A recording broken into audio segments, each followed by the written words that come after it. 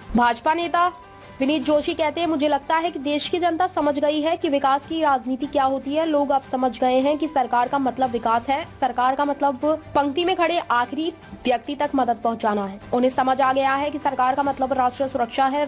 सरकार का मतलब आतंकवाद को खत्म करना है। सरकार का मतलब सीमा पर आतंकवाद को खत्म करना है और सरकार का मतलब चीन जैसे देशों का आत्मविश्वास के साथ सामना करना है। देखिए, ये दोनों चुनाव जो है, हरियाणा का जो एक शुरुआत हुई, इनका जो एजेंडा था, उनका जो एक नेगेटिव कैंपेन था, पूरा संविधान के खिलाफ था, दलितों की बात कर रहे थे, आदिवासियों की बात कर रहे थे, ये पूरा देश उसका जवाब। मैं हमेशा कहता हूं कि काट की आंधी बार बार नहीं चढ़ती है।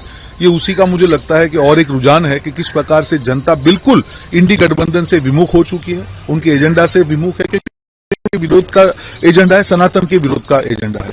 हमको समझना पड़ेगा कि देश की जनता क्या चाहती है, भारत का युवा क्या चाह रहा है, महिला क्या चाह रही है, किसान, इस चीजों को समझने में विपक्ष से नाकाम है। ये अभी तक के रुझान दिखा रहे हैं। देखिए, इनका एजेंडा है, जैसे ही काउंटिंग के दिन 9:30 बजते हैं, कहीं ना कहीं चुनाव आयोग, ईवीएम, लोकतंत्र खतरे में आ ही जाता है। तो कुछ नया नहीं है।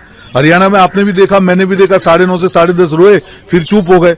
तो ये सब चीजें देश की जनता देखती है। ये सब चीजों के ऊपर सवाल उठाने से अच्छा है कि जनता का मूड समझे, जनता क्या चाह रही है आपसे वो समझे, विपक्ष से क्या चाह रही है वो समझे। क्योंकि आप देश के विरोध के एजेंडा को, सनातन के विरोध का एजेंडा को अगर आप आगे बढ़ाओगे तो देश की जनता या किसी भी राज्य की जनता आपको माफ नहीं करेगी।